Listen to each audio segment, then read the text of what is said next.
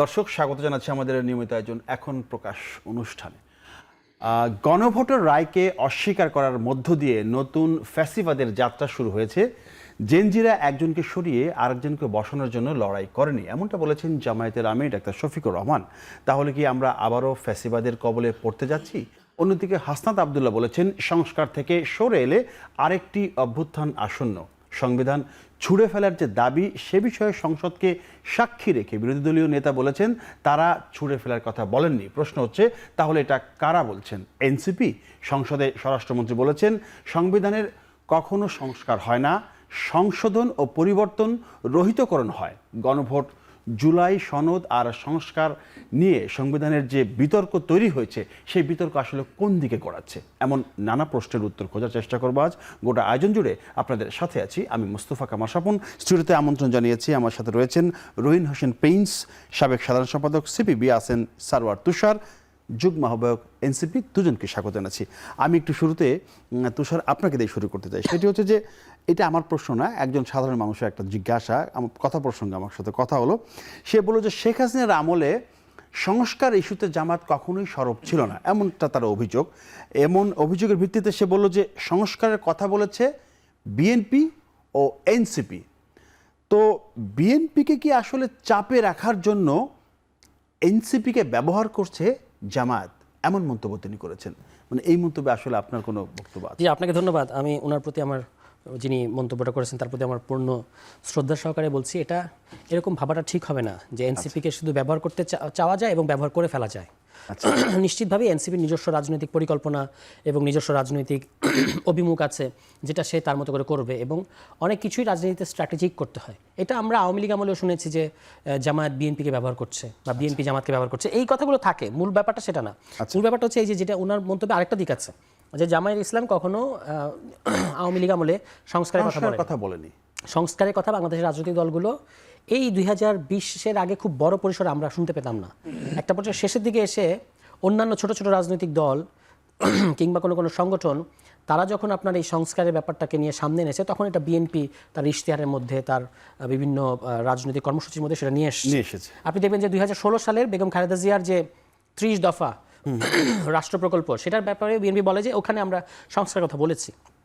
Definitely ওই প্রকল্পগুলো করলে রাষ্ট্র একটা বেটার দিকে যেত, কিন্তু সেখানে সংস্কার কথাটা নাই, সংস্কার অ্যাজ এ সব টার্ম নাই। এটা খুবই 18 সালের আগে কখনো বিএনপি ব্যবহার করে নাই। মানে তাদের ইশতেহারের মধ্যে, যেমন ধরুন জিয়াউর রহমান সাহেবের 19 দফা, তো সেই 19 দফার মধ্যে যে দফাগুলো আছে সেগুলো যদি আপনি ইমপ্লিমেন্ট করেন, অফকোর্স আমরা একটা বেটার জায়গায় যাব, কিছু সংস্কার হবে। বাট ওই 19 দফাকে কখনো সেই 1981 সাল থেকে 20 সাল পর্যন্ত বিএনপি কখনো সংস্কার হিসেবে দাবি করে নাই। বেগম খালেদা জিয়ার এটাকেও বিএনপি কখনো সংস্কার হিসেবে দাবি করে না। করা শুরু করেছে তখন যখন এই সংস্কারের কৃতিত্ব নেওয়ার রাজনীতি শুরু হয়েছে, যে আমরা সবার আগে, আমরা সংস্কারের জনক, আমরা এটা, আমরা সেটা। মানে আইরনিটাকে খেয়াল করেন, বিএনপি সংস্কারের জনক, আমি স্যালুট জানাই তাদেরকে, তারা সংস্কারের জনক। গতকালকে সংসদে স্বরাষ্ট্রমন্ত্রী আবার বললেন যে সংবিধান সংস্কার করা যায় না। সংবিধান, এই যে আপনার সেটাই বললাম যে রহিতকরণ করা যায়, সংশোধনী করা যায়, সংস্কার করা যায় না। এটা কিন্তু তাদের 31 দফার 1 নম্বর দফা হচ্ছে এই সংবিধান সংস্কার। তাদের 31 নম্বর দফার 1 নম্বর দফায় তারা বলেছে সাংবিধানিক সংস্কার কমিশন করবে, তারা সংবিধান সংস্কার কমিশন করবে। এবং এই পুরোটা সময়, অন্তর্বর্তী সরকারের সময়, তারা কিন্তু সংবিধান সংস্কারের বিষয়ে মতামত দিয়ে এসেছে। তারা, আপনি জানেন যে জাতীয় ঐক্যমত্য কমিশন হওয়ার আগে যে সংবিধান সংস্কার কমিশন ছিল, সেখানে তারা 62 দফা প্রস্তাব দিয়েছে। তো আপনি তখন কিভাবে সংস্কার করলেন? তো আমার একটা খুব সিম্পল প্রশ্ন তৈরি হয় এগুলো থেকে, যে জুলাই সনদ, গণভোট, বিএনপি এগুলো নিয়ে কী করবে? আলহামদুলিল্লাহ আমরা বুঝে গেছি। তো সেটা বাদ দেন, আপনি আপনার নিজের দলীয় ইশতেহার তো বাস্তবায়ন করবেন, ওই 31 দফা এবং নির্বাচনী ইশতেহার। আপনি সংবিধান সংস্কার কমিশন গঠন করেন। আমরা সংস্কার আর সংশোধন, মানে সংশোধন করলে সমস্যাটা কোথায়? যদি সংশোধনই করতে চায়, সংশোধনী করলে ওখানে তো করা যাবে সংশোধন। নাকি আপনারা কি একদম বাতিল করে দিতে চান, নতুন করে লিখতে চান? না, বাতিল না, সংস্কার, পার্থক্য আছে। আমরা 72-এর সংবিধানকে, আমরা আমাদের একটা দলীয় অবস্থান আছে 72-এর সংবিধান সম্পর্কে, একটা অ্যাসেসমেন্ট আছে, এটা বাংলাদেশে অনেকগুলো দলেরই আছে। সেটার ব্যাপারে আমরা বলছি we need a new constitution. But যখন আমরা জাতীয় ঐক্যমত্য কমিশনে বসেছি, তখন কিন্তু আমরা সংস্কারের কথা বলেছি, সংশোধনীর কথা না। কেন সংশোধনী না, কেন সংস্কার? তার কারণ হচ্ছে এই সংবিধানের কিছু অংশ নিয়ে সমস্যা নাই, সমস্যা হচ্ছে এটার পাওয়ার স্ট্রাকচার নিয়ে। এই পাওয়ার স্ট্রাকচারটাকে সংস্কার করা দরকার। বাট প্রবলেম কি সংশোধনী করলে, এই যে 5ম সংশোধনী, 8ম সংশোধনী, 13দশ সংশোধনী, 15দশ সংশোধনী, 16দশ সংশোধনী, এগুলো সব বাতিল হয়ে গেছে। কীভাবে, কেন বাতিল হয়েছে? কারণ যখনই আপনি দেখবেন আমাদের সংসদের কাজ বলে দেওয়া আছে, এই সংবিধানের বিধানাবলীর সাপেক্ষে আপনাকে আইন প্রণয়ন করতে হবে। That is our parliament. ফলে পার্লামেন্ট আপনি এমন কোনো আইন, এমন কোনো সংশোধনী করতে পারবেন না যেটা সংবিধানের মৌলিক কাঠামোকে সুপারসিড করে বা ভায়োলেট করে। এই কারণেই এবার এসে আলাদা একটা ফোরামের কথা এসেছে এবং সেটার ইঙ্গিত কিন্তু বিএনপির 31 দফাতে আছে। আপনি বলেছেন আপনি সংবিধান সংস্কার কমিশন করবেন, সংবিধান তো আপনাকে অ্যালাউ করে না সংবিধান সংস্কার কমিশন করার। একটু আমি প্রিন্স ভাইকে জিজ্ঞাসা করি, প্রিন্স ভাই এই যে সংবিধান সংস্কার কমিশনকে অ্যালাউ করে না যেটা তিনি বললেন, সেই সঙ্গে ধর সংবিধান সংশোধন না করে সংস্কার দিকে যদি যায়, সেইখানে ধর্মনিরপেক্ষতা, সমাজতন্ত্র, বাঙালির জাতীয়তাবাদ এগুলোর কি হবে? এগুলো কি বাদ যাবে নাকি? না, ধন্যবাদ আপনাকে। আপনারা কিন্তু জুলাই সনদে সই করেন নাই। আচ্ছা, ঠিক আছে, জি। আমি একটু ছোট করে অন্য ধারাবাহিকতায় আসি। সংস্কার নিয়ে কথাটা হলো, তো একটু খেয়াল রেখেন যে অন 11 এটা জানেন, সচেতন মহল, তখন কিন্তু সংস্কারটা গালিতে পরিণত হয়েছিল। গালিতে, মানে সংস্কার মানে হচ্ছে একটা বিরাজনীতিকরণ করা এবং এটা যেন কোনো ভালো কাজ না, এটা মনে আছে। এবং সংস্কারপন্থী দলগুলোর মধ্যে সংস্কারবাদী এই সময়টা ব্যাপক ছিল সংস্কারপন্থী। কিন্তু এইবার সংস্কারটাকে একটা পজিটিভ অ্যাটিটিউড হিসাবে আসছে সামনে। এবং আমাকে যদি বলেন বাস্তবতা, সংস্কার তো হয় ইন পজিটিভ দিকেই, তা সেইটা থাকা উচিত। এবং প্রসঙ্গক্রমে বলি, আপনি এখানে বললেন যে কোনো কোনো দল কারেক্ট, যেমন ধরেন লেফটরা, আমরা বরাবরই আমূল পরিবর্তনের কথা বলি। আমরা সংস্কার আগে বলে একটা মৌলিক পরিবর্তন চাই, কিন্তু চাইলে তো হবে না। এটা নির্ভর করে সমাজের বাস্তব অবস্থা এবং পাওয়ার স্ট্রাকচার কারা আছে এবং জনগণের চাহিদা অনুযায়ী তারা দায়িত্ব পালন করছে কিনা, এটাই। এবার তাহলে আসি ইচ্ছা মতো, ধরুন এই যে এখন আমি বললাম যে আমরা কমিউনিস্টে একটা ফুল মৌলিক সংস্কার চাই, পুরোটাই পরিবর্তন। এখন সেটা তো ইচ্ছা করলে আমরা পার্লামেন্টেও নাই ইচ্ছা করলে পারবো না। এনসিপি যথার্থই বলেছে, তারা তো একেবারে নতুন সংবিধান চায়। আমরা এটার ঘোরতর বিরোধী। আমরা যেটা চাই, শুধু এখন না, সেই 72 সাল থেকে বলছি, যে সংবিধানটা প্রণীত হয়েছে ওই সময় বলেছে এই সংবিধানে অসম্পূর্ণতা আছে, অসম্পূর্ণতা দূর করতে হবে। তাহলে এই অসম্পূর্ণতা দূর করাকে কেউ যদি সংস্কার নিয়ে বলুক আর সংশোধন নিয়ে বলুক, আমি ওইটাকে প্রধান ধরতে চাই না, দেখতে চাই কি করছে। আমি আপনার ওই কথায় আসছি। সেই ক্ষেত্রে এইবারের যে আলোচনায় আমার বিবেচনায় দেখবেন, আপনি যদি ছোট করে 2-3টা দিকে দেখেন, একটা হচ্ছে আমরা শতভাগ একমত কতগুলো পয়েন্টে হয়েছি আমরা যারা আলোচনা করেছি। যদি আমরা আলোচনা করেছি বলেই সব কিছু হালাল হয়ে গেল, নট দ্যাট, কারণ আরও রাজনৈতিক দল আছে এবং জনগণ কি করবে, তার জনগণ যদি এগুলোর বিরোধিতা না করে তাহলে ওইগুলো বাস্তবায়ন করাটা জরুরি কর্তব্য, প্রথম। এবার দ্বিতীয়টা আসি, তার মধ্যে আপনি আমাকে যে প্রশ্ন করছেন চলে আসবে। তো ওই জায়গায় কিন্তু আমরা মূলনীতির ব্যাপারে ঐক্যমত্য করি এবং আমাদের সনদের ওই জায়গাটায় ওই পয়েন্ট নাই। আমি স্বাক্ষর করলাম কি না করলাম সেটা অন্য জিনিস। আমি কিন্তু আগেও বলেছি আমরা স্বাক্ষর করি নাই, আমরাকে গণভোটকে আমরা অপ্রয়োজনীয় মনে করেছি, এর আইনগত ভিত্তি নিয়ে প্রশ্ন তুলেছি। তারপরও যদি না ভোটও জয়ী হতো এবং আমরা যদি ক্ষমতায় যেতাম, আমরা কিন্তু ওই 100% যে ব্যাপারে ঐক্যমত্য সেটা বাস্তবায়ন করতে। তাহলে ধারাই এইবার আসি, পরে যেটা বললেন, আমরা ওই সময়ও বলেছি, আমরা বলেছি যে এটা রাজনৈতিক দৃষ্টিভঙ্গির ব্যাপার। আপনারা কেউ যদি এর বিরোধিতা করেন আপনারা করতে পারেন, আপনারা পার্লামেন্টে যদি এটাকে পাশ করতে যান, আমরা যদি, আমি ওই সময় যেটা বলেছি সেটাই রিপিট করছি, পার্লামেন্টে আমরা যদি যেতে পারি আমরা এর বিরোধিতা করব, আর যদি পার্লামেন্টে না যাই বাইরে থেকে বিরোধিতা করব, আমরা জনমত গড়ে তোলার চেষ্টা করব।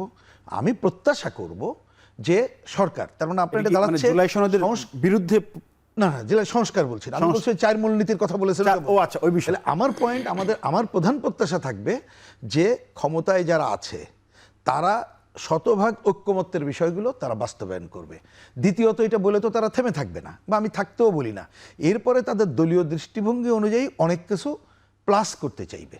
যেমন ধরুন বোঝার জন্য, আমরা তো দ্বিকক্ষ পার্লামেন্টের বিরুদ্ধে, এইটাই। নারী আসন, যেমন আমাদের পজিশন ক্লিয়ার, আমরা 100 আসন বৃদ্ধি করেই সরাসরি নির্বাচনের পক্ষে, কিন্তু তারা যেভাবে ঝুলিয়ে দিতে চায়, আজকে 5%, কালকে 10%, এত বছর পর, আচ্ছা, ওর বিরুদ্ধে না।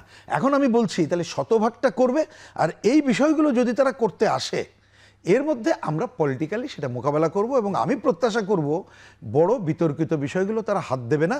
হাত দিলেই এইটাই জুলাই সনদকে অনেকে প্রশ্নবিদ্ধ করার সুযোগ পাবে। আমি পয়েন্টটা কিন্তু বুঝেই বলছি, সুযোগ পাবে। আমরা সেটা চাই না, আমরা চাই শতভাগ ঐক্যমত্যটা করুক আর সমাজের বাস্তবতার উপরে দাঁড়িয়ে তারা দায়িত্ব পালন করুক। বিরতির পরে সেই এবার আমি এই কথাই খালি বলি, তাহলে সংস্কারের প্রশ্ন দাঁড়াচ্ছে এটা করবে কি করবে না, আচ্ছা, ওই যে মূলনীতির প্রশ্ন, এটা নির্ভর করবে ক্ষমতাসীনদের উপরে। ধন্যবাদ। বিরতির পর আসতে চাই আবারও। দর্শক, বিরতি নিচ্ছি, ফিরছে শিগগিরই, থাকুন সাথে।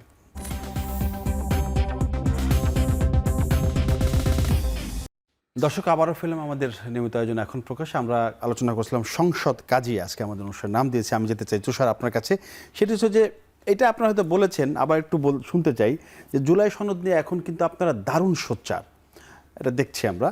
তো আপনারা কিন্তু জুলাই সনদে প্রথমে সই করেননি, আপনারা একটা ঘটা করে আয়োজন হলো সংসদের, ওখানে সবাই গেলেন, আপনারা জানো নাই, আপনারা সই করলেন না, পরে নির্বাচনের পরে আপনারা সই করলেন। মানে এটা হচ্ছে কি যে আপনাদের পরিচ্ছন্ন ইমেজের জন্যই কিন্তু এগুলো একটু জানানো দরকার যে আসলে কি হয়েছিল, সই প্রথমে করলেন না পরে করলেন একটু। আমরা যখন সাইন করলাম না তখন আমরা সংবাদ সম্মেলন ডেকে আমাদের পজিশন ক্লিয়ার করেছিলাম, এখানে কোনো লুকোচুরি বিষয় নেই। আচ্ছা, জুলাই সনদকে আমরা ওই যে ওনারা বলেন অক্ষর অক্ষরে, জুলাই সনদকে আমরা অক্ষর অক্ষরে তখনও ওন করতাম, এখনো অক্ষর অক্ষরে ওন করি। প্রশ্নটা জুলাই সনদ, আমরা তো এটা প্রণয়ন প্রক্রিয়ার পার্ট, আমরা কিভাবে এটা অস্বীকার করব?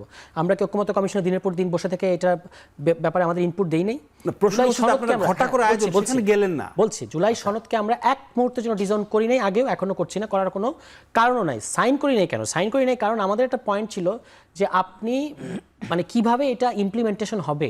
আচ্ছা, জুলাই সনদটা ওই জায়গাটা কি আইন, মানে যেটা আমাদের বক্তব্য ছিল যে আপনার 3 জোটের রূপরেখার আমাদের ইতিহাস আছে। বিএনপি কমিট করে এসেছিল তত্ত্বাবধায়ক সরকার ব্যবস্থা তারা মেনে নেবে, ক্ষমতায় এসে কিন্তু তারা প্রথমে একটা উপনির্বাচন করলো, যেটা দলীয় সরকারের অধীনে এবং দলীয় নির্বাচন কমিশনের অধীনে, এবং এটার কি ফলাফল হয়েছে আমরা জানা, এবং পরবর্তীতে তাদের বিরুদ্ধে আন্দোলন, 96 সালে তাদের পতন ইত্যাদি। মানে আপনি যেটা কমিট করে আসেন সেটা আপনি পরবর্তীতে করেন না, এটা ইতিহাস আছে। এবং এই আলোচনাটা কমিশনেও হয়েছে যে আমরাই তো আমাদের কথা রাখি না, কাজেই ইমপ্লিমেন্টেশন মেথডটা খুব ইম্পর্টেন্ট। আমরা বলেছি যে আপনি কিভাবে জুলাই সনদ বাস্তবায়ন করবেন এই রোড ম্যাপ না জেনে আমরা এটা সাদা খাতায় সাইন করার মতো ব্যাপার হয়ে যায়। যদি ব্যাপারটা শুধু জুলাই সনদে হয়, সো আমরা তো সেটা প্রণয়ন অলরেডি করেছি, এখান থেকে কেউ আমাদেরকে মানে ব্যাক অফ করাতে পারবে না। কাজে এই শুধু ওই সেরিমনি, ওই আনুষ্ঠানিকতা আমাদের যাওয়া না যাওয়া একই ব্যাপার। আপনারা যদি ইমপ্লিমেন্টেশন পদ্ধতিটা নিশ্চিত করেন তাহলে আমরা যেতে পারি, এবং এর কারণেই কিন্তু আপনার ওই আমরা ইয়ে না করার পরে কিন্তু ওই মানে কিভাবে তারা ইমপ্লিমেন্টেশন করবে সেই পদ্ধতি নিয়ে আলোচনা হলো, এবং তারপর তারা জুলাই সনদ আদেশ, গণভোটের প্রশ্ন, এই ব্যাপারগুলো সংস্কার পরিষদ এগুলো তখন তারপরে আসলো, আদারওয়াইজ এটা কিন্তু আসতো না। এবং এই গণভোটটাও হতো কি না সেটা নিয়ে সন্দেহ করার যথেষ্ট কারণ আছে। এই কারণেই আমরা সাইন করতে যাই নাই, যে মানে এর মানে এই না যে আমরা জুলাই সনদটাকে ওন করি না, ডেফিনেটলি ওন দিস, কিন্তু ইমপ্লিমেন্টেশন মেথডটা শুধুমাত্র একটা রাজনৈতিক সমঝোতার দলিল হিসেবে, যেটা পরবর্তীতে কেউ পাত্তা দেবে না, সেই জায়গায় আমরা জুলাই সনদকে দেখতে চাই নাই, সে কারণে আমরা তখন সাইন করি না। কিন্তু পরবর্তীতে কেন সাইন করেছি এটা একটা ভালো প্রশ্ন। এটা করেছেন জি প্রিন্স ভাই, আপনারা তো সাইন করেন নাই, সেটা নিশ্চয়ই কারণ আছে। একটু জানতে চাই সেটা হচ্ছে যে ধরেন এই যে সংস্কার বিষয়টাকে যদি এড়িয়ে যায়, সেক্ষেত্রে আরেকটি অভ্যুত্থানের কথা বলেছেন হাসনাত আব্দুল্লাহ, সংসদে গণভোট, জুলাই সনদ, সংবিধান সংস্কার বা সংশোধন নিয়ে প্রচুর ডিবেট হচ্ছে, আলোচনা সমালোচনা হচ্ছে। সেই জায়গাটায় আপনারা আসলে কেন মানে জুলাই সনদে সই করলেন না? আচ্ছা, একটা কি সমস্যা ছিল? মানে সই করলাম না থেকে আপনি পরের আলোচনা গুরুত্বপূর্ণ এক কথাই বলে দিয়ে যাই। আমাদের বিবেচনায় আবার রিপিট করছি যে সনদ যেটা প্রণীত হয়েছে, আমাদের সাথে কথা ছিল আলোচনা করব, যেসব বিষয়ে শতভাগ ঐক্যমত্য হবো সেটাকে ঐক্যমত্য ধরতে হবে। তা ওইটুককে ধরে যদি একটা সনদ নাম হোক, যে কোনো নাম হোক, যদি করতো আমরা আপত্তি করতাম না, ক্লিয়ার করতে পেরেছি। কিন্তু যেটা করলো ব্যত্যয়, 3টা ব্যত্যয় আমি বলি। প্রথম ব্যত্যয় হচ্ছে অনেকগুলো নোট অফ ডিসেন্টগুলো এখানে যুক্ত করলো। এখন নোট অফ ডিসেন্টের সমস্যাটা কি জানেন? এই যে এখন কিন্তু বিএনপি বলছে, বা আপনি বলবেন একটা মিটিংয়ে অনেক সময় নোট অফ ডিসেন্ট দিলে এরকম হয়, আমি ওই সিদ্ধান্ত আমরা মানলাম কিন্তু আমার দ্বিমত থাকলো, কিন্তু তা তো না। কিন্তু আমরা যেমন মূলনীতি প্রশ্নে এবং এই যে দ্বিকক্ষ বিতর্ক অনেক প্রশ্নে আমরা বলছি ঘোরতর দ্বিমত, মানে আপনারা মানলেন না, একেবারে দ্বিমতই প্রশ্ন, দ্বিমত। কিন্তু আমি যদি তাহলে ওইটা সহ নোট অফ ডিসেন্ট সহ স্বাক্ষর করতাম, এইটা মিস ইন্টারপ্রেট করার সুযোগ থাকতো যে আমরা আমাদের নোট অফ ডিসেন্ট আছে কিন্তু তারপরে মেনে নিছি, আমাদের আপত্তি সহ মেনে নিছি। এইটা একটা। দ্বিতীয়ত হচ্ছে যেভাবে ওর ভূমিকা পটভূমি লেখা হয়েছে এবং অঙ্গীকারনামা লেখা হয়েছে, তাতে এই ইতিহাসের অনেক বিকৃতি এবং যা আছে আমরা একমত না বলে এটা করি নাই, এটাই। এবার আসি গুরুত্বপূর্ণ প্রশ্ন, যেটা আমার কাছে যদি বলেন এই যে স্বাক্ষর করা না করার থেকে গুরুত্বপূর্ণ কোনটা? গুরুত্বপূর্ণ হচ্ছে আমরা যেসব পয়েন্টে একমত হলাম, আমার যেখানে সুযোগ আছে, সে ক্ষমতায় থাকি আর বাইরে থাকি, তার থেকে আমি পিছাচ্ছি কিনা, এটাই তাহলে দেখার ব্যাপার। আমার বিবেচনায় বিএনপি যেহেতু ক্ষমতায় আছে বলে বিএনপির কথা বলা হচ্ছে, যদিও সালাউদ্দিন সাহেবের পুরো বক্তৃতাটা আমি হয়তো শোনার সুযোগ পাইনি, কারণ এটা অনেক বড় বক্তৃতা, আর যেহেতু আমরা পার্লামেন্টে নাই, আমি আশা করব শতভাগ ঐক্যমত্য যেগুলো হয়েছে তার থেকে বিএনপি এক চিলো পিছাবে না। যদি পিছায়, এইটা শুধু অনৈতিক হবে তা না, মানুষের যে সংস্কারের আকাঙ্ক্ষা, এইটার সাথে তারা বিশ্বাসঘাতকতা করেছে বলেই কিন্তু অনেকে বলবে। তবে তাদের একটা সুযোগ আছে, সেটা কোনটা? যে পয়েন্টে তারা নোট অফ ডিসেন্ট দিয়ে রেখেছে, যে পয়েন্টে ওইখানেই তারা কিন্তু বলেছে, হ্যাঁ। এটাকে অস্বীকার করার কোনো কারণ নেই। তারা বলেছে আমরা মনে করি ক্ষমতায় গেলে আমরা এই কাজটা করব। এখন গণভোটের জায়গায় এসে এই জায়গায় কতগুলো ব্যত্যয়ের জায়গা যেটা হচ্ছে, আমি তো গণভোটে আমরাও বলেছি এটার অপ্রয়োজনীয়, এখন গণভোট প্রয়োজন আছে, দরকার হলে পরে আইনগত ভিত্তি নিয়ে কিন্তু আমরা ওই সময় বলেছিলাম যে আলোচনা এখন আসছে। কিন্তু ওইখানে যে 4টা প্রশ্ন, তাতে দেখবেন প্রথম 3টা প্রশ্নে কতগুলো বিষয় কংক্রিট বলে দেওয়া হয়েছে, যার সাথে কিন্তু শতভাগ ঐক্যমত্য হয় নাই সবাই। না। লাস্টেরটা বলা হয়েছে ওর বাইরে যে দল যেটা অঙ্গীকার করবে সেইটা করবে।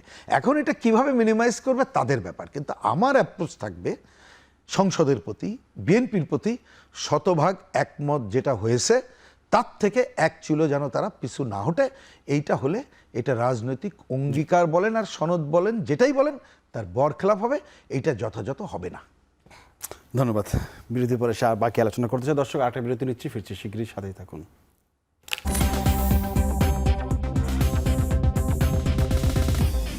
বিরতির পর আবারও ফিল্ম আলোচনা। আমরা কথা বলছিলাম সংসদ কাজিয়া নিয়ে। সংসদ নিয়ে আবার একটু কথা বলতে চাই। সারওয়ার তুষার, আপনি একটু বলবেন যে সংবিধান ছুঁড়ে ফেলা বা বাতিলের যে দাবি, সেই দাবির বিষয়ে সংসদকে বিরোধী দলীয় নেতা বলেছেন যে তারা এমন কথা কখনো বলেননি। তো তারা যদি না বলে তাহলে বলল কারা? সেটা কি আপনারা, মানে এনসিপি, মানে পুরোপুরি এখন কি আপনাদের দিকেই আপনারা ছুঁড়ে ফেলতে চেয়েছেন, বাতিল করতে চেয়েছেন? সংবিধান ছুঁড়ে ফেলে এটা একটা রাজনৈতিক ভাষা। রাজনীতিতে আমরা এরকম অনেক কিছু বলি। বেগম খালেদা জিয়া বলেছেন না সংবিধান ছুঁড়ে ফেলার কথা, এই আসবো, হ্যাঁ জি, বলেছেন তো তারা। এখন যখন কথাটা উনি কেন এটা মানে ডিফেন্ড করছেন দেখেন, যখন পার্থ সাহেব বলার চেষ্টা করছেন যে সংবিধান ছুঁড়ে ফেলে দেবো কেন, এটাকে আপনাদের পরাজয়ের কথা মনে করিয়ে দেয়, তখন তিনি বলার চেষ্টা করেছেন যে না, আমরা তো মানে সংবিধান ছুঁড়ে ফেলার কথা বলিনি, আমরা সংস্কার চেয়েছি এবং এই জন্য জাতীয় ঐক্যমত্য কমিশনে গিয়েছি। উনি কিন্তু ওনার জায়গায় ঠিক আছেন, মানে আমির সাহেব উনি ওনার বক্তব্যে ঠিক আছেন। ছুঁড়ে ফেলার কথা রাজনৈতিক সভা সমাবেশে বক্তব্য আকারে আমরা বলেছি। কারণ কি? কারণ আমরা একটা সম্পূর্ণ নতুন কনস্টিটিউশন, হ্যাঁ, এনসিপি হাসান আব্দুল্লাহ আপনারা সবাই বলেছেন দল হওয়ার আগে থেকেই আমরা চাই। এখনো আমাদের এটা দলীয় পজিশন, বাট জাতীয় ঐক্যের স্বার্থে যেটুকু আমরা একমত হতে পেরেছি, সংস্কার প্রশ্নে আমরা একমত হয়েছি। তাই বলে তো এখন আমি বলবো না যে আমাদের ওই পজিশন আর নাই। আর ছুঁড়ে ফেলে দেওয়াটা আমি মনে করি যে এটা আপনি মানে এই ভাষায় তো কোনো সমস্যা নেই, কিন্তু এটা নিয়ে অহেতুক যে তর্ক করা হচ্ছে এটাই বরং সমস্যা। মানে কারণ বিএনপির শুধু না, মানে বেগম খালেদা জিয়া না, একাধিক নেতার আপনি আওয়ামী লীগ আমলে বক্তব্য পাবেন যারা বলেছেন যে এই সংবিধান যেটা দলীয় ইশতেহারে একটু মনে করে দিই, সেটা হচ্ছে যে খালেদা জিয়ার যে বক্তব্য মেটাফোর বা রূপক অর্থ উনি বলেছিলেন এই যে যেটা বলা হচ্ছে পঞ্চদশ সংশোধনীর বিষয়ে তত্ত্বাবধায়ক সরকার ব্যবস্থা, আওয়ামী লীগ সরকার এটা বাতিল করলো, যে তারা চিরস্থায়ীভাবে ক্ষমতা যেতে চায় এমন অভিযোগ তুললো বিএনপি, এবং যখন সেটা হয়ে গেল তখন তারা বললো যে এটা আসলে পঞ্চদশ সংশোধনী ছুঁড়ে ফেলতে চায়, যার ফলে সংশোধন পঞ্চদশ সংশোধনীর পরে সংবিধানের যে অবস্থা দাঁড়িয়েছে, এটা বিএনপির বক্তব্য, তারা বলছে, তারা বলুক। আমার কাছে আমি তো একটা পোস্ট দিয়েছি, বেগম খালেদা জিয়া আমি তো নিজ কান শুনি কি বলেছেন উনি, হোক পঞ্চদশ সংশোধনী সংবিধান, ওই ইস্যুতে তিনি বলেছিলেন, ওই ইস্যুতে বলুক, আমি আই এগ্রি, বাট উনি সংবিধানই ছুঁড়ে ফেলতে বলেছেন। মানে পঞ্চদশ সংশোধনী করার পরে সংবিধানের যে অবস্থাটা দাঁড়ালো, তাহলে সেই সংবিধানকে ছুঁড়ে ফেলতে বলেন। উনি বলেন নাই এই সংশোধনীকে ছুঁড়ে ফেলে দেবো, উনি পরিষ্কার বলেছেন এই সংবিধান এটা আওয়ামী লীগের দলীয় ইশতেহার, এই সংবিধান ছুঁড়ে ফেলে দেবো, যেদিন জনগণের সরকার প্রতিষ্ঠিত হবে এই সংবিধানকে ছুঁড়ে ফেলে দেবো। পার্থ সাহেব জাস্ট 1 বছর আগে একটা আলোচনায় যেদিন তিনি সংবিধান নিয়ে এই খোঁচাটা দিলেন পার্লামেন্টে, সেদিন কিন্তু এটা ভাইরাল হলো। 1 বছর আগে উনি ওনাদের দলীয় একটা সমাবেশে বলেছেন জনগণ এই সংবিধান ছুঁড়ে ফেলে দেবে, কারণ এটা ফ্যাসিবাদ ঠেকাতে পারে নাই, ভোটাধিকার প্রতিষ্ঠা করতে পারে নাই, ইত্যাদি ইত্যাদি। তাহলে আপনারা তো এই কথা বলেছেন এবং এটা নাথিং রং উইথ ইট, এখন এটা অস্বীকার করতে হয় কেন আপনাদেরকে? এটাই তো প্রবলেম যে আপনাদেরকে অস্বীকার করতে হয়। আপনি বলবেন যে হ্যাঁ আমরা তখন এটা বলেছি, এখন আমাদের জাতীয় ঐক্যমত্য হয়েছিল সংস্কার পর্যন্ত, আমরা সংস্কার পর্যন্ত করব, সংস্কার পর্যন্ত করলেও তো আমরা অনেক দূর আগালাম। কিন্তু আপনি যেই সবকটা দেওয়ার চেষ্টা করছেন, এই যে গতকালকে মাননীয় স্বরাষ্ট্রমন্ত্রী, আমি এক সময় বলেছিলাম একটা আলোচনায় যে আগে ছিল সালাউদ্দিন কমিশন, ওই জাতীয় ঐক্যমত্য কমিশনে সবাই কথা বলে, শেষ কথা রায়টা উনি দেন, তো সালাউদ্দিন কমিশন হয়ে গেছিল। এখন দেখা যাচ্ছে হয়ে গেছে সালাউদ্দিন পার্লামেন্ট, উনি সংসদ নেতাকে বসিয়ে রেখে উনি সংসদ নেতার পক্ষে কথা বলেন। তো উনি যখন বললেন যে সংস্কার বলতে কিছু হয় না, সংশোধনী রহিত ইত্যাদি ইত্যাদি, ভাই আপনার 31 দফার 1 নম্বর দফায় কি আছে, আপনার নির্বাচনী ইশতেহারে কি আছে? আছে না? ফলে তারা কেন এখন সংস্কার শব্দটাকে এড়িয়ে যেতে চায়, যেটা তারাই একসময় বলেছে কিছুদিন আগেও আমরাই হচ্ছে সংস্কারের পায়োনিয়ার, আমরাই হচ্ছে জনক, এখন আবার তারা সংস্কারকে এড়িয়ে যেতে চায়। খুবই অদ্ভুত রাজনীতি। প্রিন্স ভাই, আপনি একটু বলবেন এই যে গণভোট জুলাই বা সংবিধান সংশোধন যেটাই বলেন সেটা নিয়ে কিন্তু এখন রাজপথে যাওয়ার একটা হুঁশিয়ার আসতেছে। আপনার সংসদের বিতর্ক হয়তো আমরা আর দেখবো কিনা জানি না, সেটা রাজপথে হয়তো জবাব দিবে। মানে সংস্কার সংশোধন দুটো তো কাছাকাছি শব্দ, দুই জায়গায় কোনো জায়গায় এক জায়গায় একটু সুতোটা টাইট করে বাঁধা যায় না, যে এক জায়গায় আনা যায় না? সংস্কার ইস্যুতে এনসিপি বা জামাত ইসলামী অনড়, আর সংশোধন নিয়ে আবার বিএনপি অনড়। এই অনড়ের জায়গায় কোথায় একটু গ্যাপ আছে যে একসাথে করা যায়? কোথায় না, গ্যাপ অনেক জায়গায় আছে। আচ্ছা, গ্যাপ অনেক জায়গায় আছে, কিন্তু যার জন্য আমি বলছি ঐক্যমত্য তো করতে হবে। তো ঐক্যমত্য করলে ওই যে একই কথা রিপিট করতে হয়, যে আলোচনাগুলোতে আমরা মানে রাজপথে না গিয়ে সংসদে কিভাবে এটা সমাধান করা যায়? আমি যে তাহলে যে অন্তত পক্ষে প্রথমে যে শতভাগ একমত হয়েছি, আমাদের অনেক সময় আমার কাছে মনে হয়েছে যে বিএনপি তো এখনো না বলছে না, তারা করবে না কিন্তু বলে নাই। না, তারা বলছে আমরা, তাহলে আমি বলি যে তাহলে তারা হয়তো যে অ্যাপ্রোচের কারণে বুঝতে বা আলোচনার জন্ম দিচ্ছে সেটাকে তারা কিভাবে রোধ করবে এটা করুক। এটি একটা হচ্ছে আমি ওই সনদের যে নামে যেটা শতভাগ একমত সেই পয়েন্টে বললাম। আর বাকিগুলো আলোচনা করুক, সেটা আমরা বাইরে থেকে হলে আমাদের মত দেব, বিরোধিতা করলে করব, কোনোটার যদি পক্ষে থাকি করব, সেটা আলোচনা, তাহলে সেই ধারায় যেতে হবে। কিন্তু এখানে শুধু ওইটা না, আরও অনেকগুলো ঘটনা ঘটে গেছে যার জন্য আমি মনে করি অবিশ্বাসের দেওয়ালটা বাড়ছে। সেটা হচ্ছে অধ্যাদেশ প্রশ্নগুলো, সে ব্যাপারে আমি বলি পরিষ্কার করে ফেলানো দরকার। এইটা একটা, এই অনেকগুলো সংকটগুলো। তারপর আরও প্রশ্ন আছে, যেমন ধরেন বিএনপি আসার পর বাংলাদেশ ব্যাংকের গভর্নর সহ অনেকগুলো নিয়োগ যেভাবে দিল, মানে এই ধরনের অনেকগুলো ঘটনাবলী কতগুলো প্রশ্নের উদ্রেক করেছে। আমি মনে করি এই প্রশ্নগুলোর দ্রুত আলোচনার মধ্যে ঢোকানো দরকার। এই কারণে দেখেন আজকে আমরা যে দীর্ঘ সময় ধরে যে আলোচনা করছি, কিন্তু আজকে আমরা সবচেয়ে বেশি খুশি হতাম কি, দেশে আগামীতে যে তেল সহ যে ক্রাইসিস হচ্ছে, এটা কিন্তু মোটর সাইকেল আর গাড়ি চালানোর ক্রাইসিস না। আমার গ্রাম অঞ্চলে সারের কারখানা বন্ধ হয়ে যাচ্ছে, শেষে যদি আমি মানে পানি ডিজেল এটা না দিই কি সংকট হবে। আপনি মৎস্যজীবীরা তারা কিন্তু কাজ করতে পারছে না, এবং এইখানে যদি আরেকটা অর্থনৈতিক সংকট বড় করে ধেয়ে আসে, মুদ্রাস্ফীতি বাড়ে, যেটা আমাদের অর্থের দায়িত্বে যিনি মন্ত্রী তিনিও বলছেন যে এইটা হলে কি হবে, উনি তো যা বলছেন মিথ্যা না, কিন্তু ওইভাবে বলার মধ্যে দিয়ে একটা ভীতি সঞ্চার করছে। তাহলে এই যে জায়গাতে আরও ঐক্যমত্য হয়ে যেখানে যাওয়া দরকার সেইটা সংকট তৈরি করছে। হামের টিকা নিয়ে আমরা কোনো ব্যাপক আলোচনা কেন করতে পারলাম না? মানে আমি বলছি যে এই ধরনের জনগুরুত্বপূর্ণ যে বিষয়গুলো আছে সেই গুরুত্ব দেওয়া দরকার। এখন যেমন এই যে আপনি বললেন না যে পাবলিকের কথা, আমি গতকাল রাতে একটা টেলিভিশন আলোচনা থেকে বেশি রাতে একটু কিছু দূর হেঁটে আসলাম, ওইখানেও তখন রাতে প্রায় অন্ধকারের মধ্যে, কারণ বিদ্যুৎ কমানো হয়েছে, কয়েকজন আমাকে সালাম টালাম দিয়ে যে কথা বললো জানেন কি, আমাকে বললো যে ভাই এই যে দোকানপাট 6টা ছিল 7টা করলো, বন্ধ করে দিছে, তা আপনারা বলতে পারেন না পার্লামেন্ট বন্ধ করে দিক? ওই যে আপনারাই তো বলেন প্রতি মিনিটে লক্ষ না কত টাকা খরচ হয়।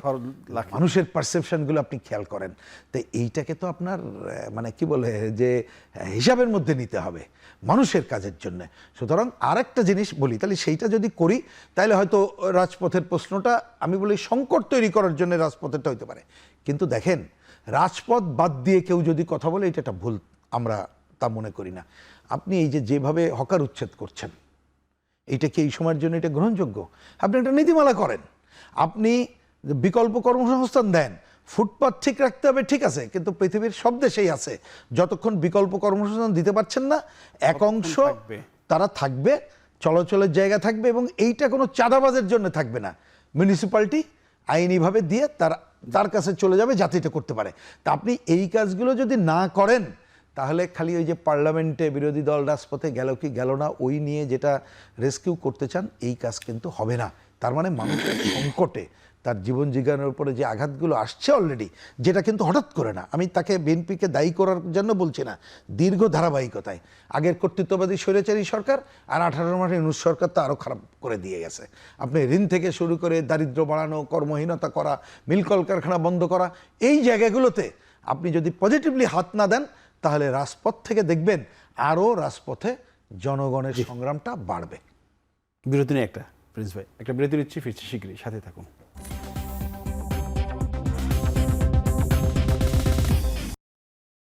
আবারও স্বাগত জানাচ্ছি আমাদের নিয়মিত জন্য এখন প্রকাশ অনুষ্ঠান। আমরা কথা বলছিলাম সংসদ কাজ, জেনে যেতে চাই সারওয়ার তুষার আপনার কাছে, আপনি একটু বলবেন যে অধ্যাদেশ নিয়ে আপনারা এখন কেন এত হইচই করছেন? এটা তো এখনো আইন হয় নাই। না, আইন হওয়ার খুব কাছাকাছি।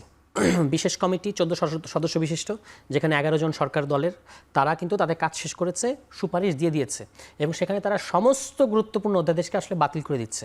এখন এটা আইনের ব্যাপারটা হচ্ছে, যেহেতু 10 তারিখের মধ্যে আইনটা করতে হবে, 11 তারিখ থেকে কিন্তু এগুলো যদি আপনি আইন না করেন তাহলে এগুলো ল্যাপস হয়ে যাবে, মানে এগুলো স্বয়ংক্রিয়ভাবে বাতিল হয়ে যাবে। এখন পার্লামেন্টে যেটা বিএনপি আমাদেরকে বলার চেষ্টা করছে, পার্লামেন্ট মেম্বাররা তো এখনও মতামত দেওয়ার সুযোগ আছে, মতামত দেওয়ার সুযোগ নাই। ডিউ টু আর্টিকেল 70 দল যে রেকমেন্ডেশনটা আনছে বা যে সুপারিশটা আনছে, আপনাকে শুধু হাত তুলে এটার পক্ষে বলতে হবে, না বললে আপনার সংসদ সদস্যপদ চলে যাবে। আর্টিকেল 70 তখন রিফর্ম হয় নাই, আগের জায়গায় আছে। ফলে আমাদের উদ্বেগের জায়গাটা হচ্ছে, দেখেন গুম, মানবাধিকার, ব্যাংক রেজলিউশন, রাজস্ব, তারপর দুদক, পুলিশ কমিশন, এরকম সমস্ত গুরুত্বপূর্ণ ইনস্টিটিউশনের যে মানে যেগুলো করলে আমাদের ইনস্টিটিউশনগুলো একটু স্বাস্থ্যবান আর একটু স্বাধীন হতো, সেই অধ্যাদেশগুলো বাতিল করে দেওয়া হচ্ছে। এর মধ্যে সবচেয়ে অ্যালার্মিং হচ্ছে গুম অধ্যাদেশ। এবং গুম অধ্যাদেশের ব্যাপারে আইনমন্ত্রী যতই বিভ্রান্তিকর বক্তব্য দিক না কেন পার্লামেন্টে, ওই যে বিশেষ কমিটির সুপারিশে তারা কি মন্তব্য করেছে সেটা কিন্তু আমরা সংসদীয় একটা দল হিসেবে আমাদের কাছেও আছে। তারা সেখানে বলেছেন যে জাতীয় নিরাপত্তার কারণে আটক করলে সেটাকে গুম বলা যাবে না। তার মানে হচ্ছে আমাদের কিন্তু অলরেডি সংবিধানের 32 নম্বর অনুচ্ছেদের বরাতে আপনি চাইলে বিনা ওয়ারেন্টে অ্যারেস্ট করতে পারেন। এটা জি এখনো আছে, বিশেষ ক্ষমতা আইনে আপনি এখনো করতে পারেন। হ্যাঁ। তাহলে আপনার জাতীয় নিরাপত্তার কারণে তারা শুধু আটক করবে সেটাই না, মানে তুলে নিয়ে যাবে সেটাই না, সেই তুলে নিয়ে যাওয়াকে তারা আটক বলবে এবং সেই তথ্য তারা স্বীকার করবে না। নাহলে এর সাথে গুমের সম্পর্ক কি? আপনি ব্যাপারটা বুঝে দেখেন। যদি জাতীয় নিরাপত্তার কারণে কাউকে আপনার আটক করতে হয়, আপনি বিশেষ নিবর্তনমূলক বিভিন্ন আইন আছে বাংলাদেশের রাষ্ট্র, মাশাআল্লাহ অভাব নাই আমাদের দেশে নিবর্তনমূলক আইনের। কোনো একটা নিবর্তনমূলক আইনে আপনি আটক করে প্রবলেমটা হলো তাকে পরের দিন আদালতে প্রডিউস করতে হবে। এই জিনিসটাই তারা করতে চায় না। এবং দ্বিতীয় যে কথাটা তারা বলেছে যে এর সাথে আইন শৃঙ্খলা বাহিনী জড়িত, কাজেই সরকারের অনুমতি ছাড়া তাদের বিরুদ্ধে কোনো তদন্ত বা আদালতের ইয়ে ছাড়া, দেখেন তারা সরকারের অনুমতি নিয়ে, তো ফলে সরকারি বাহিনীর বিরুদ্ধে অভিযোগ, সরকারি যদি অনুমতি নিতে হয় তাহলে তো এটা আসলে আগের জায়গায় চলে গেলাম। কিন্তু কমিশনের যে অধ্যাদেশের মধ্যে ছিল যে আপনি আদালতের মানে ডিরেকশন সাপেক্ষে আসলে তাদের বিরুদ্ধে ব্যবস্থাও নিতে পারবেন, এটা অত্যন্ত জরুরি ছিল। কিন্তু সেই জিনিসটাই কিন্তু এখানে হচ্ছে না। এবং সেখানে গতকালকে আইনমন্ত্রী যেটা বলেছেন, এক অত্যন্ত বিভ্রান্তিকর বক্তব্য দিয়েছেন। উনি বলেছেন 1973 সালের যে মানবতা বিরোধী আইন, সেটার মধ্যে নাকি গুমের সংখ্যাকে ধরা আছে। এটা ভুয়া কথা।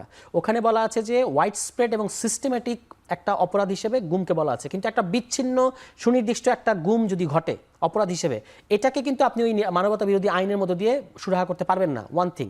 এবং সেকেন্ড থিং হচ্ছে, উনি বলেছেন এই অধ্যাদেশে আরেকটা সমস্যা হলো যে এখানে সাজা দেওয়া হয়েছে 10 বছর সর্বোচ্চ সাজা। এটাও উনি আসলে অধ্যাদেশটা পড়েন নাই। অধ্যাদেশে পরিষ্কার বলা আছে সর্বোচ্চ সাজা হচ্ছে মৃত্যুদণ্ড। ফলে এক লাস্ট লাইন শেষ করি। ফলে আর সবচেয়ে বড় কথা হচ্ছে, আপনি যদি অধ্যাদেশে কোনো প্রবলেম মনে করেন যে অমুক ধারাটা প্রবলেমেটিক, আপনি এটা সংশোধন করে আইন করেন, অথবা আইন করে সংশোধন করেন। এই রাস্তা সবসময় ওপেন আছে। যখন আপনি এটাকে সংসদেই তুলছেন না, 16টা গুরুত্বপূর্ণ অধ্যাদেশকে তারা সংসদেই তুলছে না, এর মানে হচ্ছে এগুলো অটোমেটিক্যালি বাতিল হয়ে যাবে। প্রিন্স ভাই, তুষার তো অধ্যাদেশ নিয়ে অনেক কথাই বললো, আসলে ওরা কেন হইচই করছে সেটা ব্যাখ্যা দিল। পুরোপুরি বক্তব্যের সাথে আপনি কতটা একমত, কতটা দ্বিমত? একমত, মানে আপনার মতের ওই আইডিয়াটাই ভুল আমি মনে করি। আমাদের বক্তব্যটাই শোনা ভালো, কারণ একমত হয়ে তাহলে সংসদের মতো হ্যাঁ না হয়, ওটা কারেক্ট না।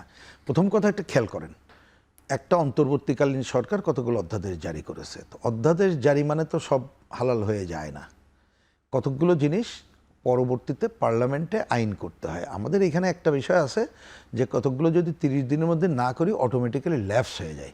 এবার দেখার ব্যাপার হচ্ছে যে অধ্যাদেশগুলো করেছে তার মধ্যে জনগুরুত্বপূর্ণ যেগুলো, সেইটার দাড়ি কমা সেমিকলন সহ সবটা যথাযথ থাকলে পার্লামেন্ট ওকে করবে, অথবা এটা সংযোজন বিয়োজির জন্য পাঠাবে। সেইটাই হচ্ছে রেশনাল। এখন কতগুলো বিষয় আছে, যেমন সব অধ্যাদেশ 133টা, সবটা তো আমরা বোঝাটাও কঠিন, জানা বোঝাও কঠিন। কিন্তু হ্যাঁ, মানবাধিকার, গুম, বিচার বিভাগের স্বাধীনতার কথা বলেন, সেক্রেটারিয়েটের কথা বলেন, এই ধরনের কতগুলো গুরুত্বপূর্ণ বিষয় আছে যা অনেক দিন ধরে হয় নাই। দুদকের কথা বলেন, তার স্বাধীনতার কথা বলেন, যেটা জরুরি বলে আমরা মনে করি। এখন আমার বক্তব্য পরিষ্কার যে যদি বিএনপির এগুলো পরিষ্কার করা দরকার, কারণ আমার অনেক সময় কথায় আমার ধোঁয়াশা মনে হচ্ছে কি, মানে বাইরের মানুষের কাছে যেমন অনেকগুলো তারা এখন হয়তো ল্যাপস করার কথা বলছে, কিন্তু আমি বুঝতে চাই ল্যাপস করছে যেহেতু এটা যথাযথ হয় নাই, পরে তারা নতুন করে আইন করে যদি উপস্থাপন করতে চায়, আমার সেই সময় দেওয়ারতে কোনো আপত্তি নাই। কিন্তু ওই যে কয়েকটা পয়েন্ট যে বললাম, এইগুলো যদি ঠিকঠাক মতো কোনো আইনে পরিণত করার জন্যে আলাপ আলোচনা করে না করে, এটা যথাযথ হবে না। তবে আমি এইটা প্রত্যাশা করি না যে অল্প দিনেই সব কিছু হবে, কারণ এইগুলো সব আইন করতে গেলে আরও আলাপ আলোচনা, বিভিন্ন জায়গায় পার্লামেন্টের যে সিস্টেমগুলো আছে সেইটা করেই এই পথে যাওয়া দরকার বলে আমি মনে করি। রহিন প্রিন্স এবং সারওয়ার তুষার দুজনকে অসংখ্য ধন্যবাদ জানাই। দর্শক, আজ পর্যন্তই। আগামীতে নতুন কোনো বিষয় নিয়ে আমরা কথা বলবো। সে পর্যন্ত সবাই ভালো থাকবেন, নিরাপদে থাকবেন। সবাইকে ধন্যবাদ। শুভরাত্রি।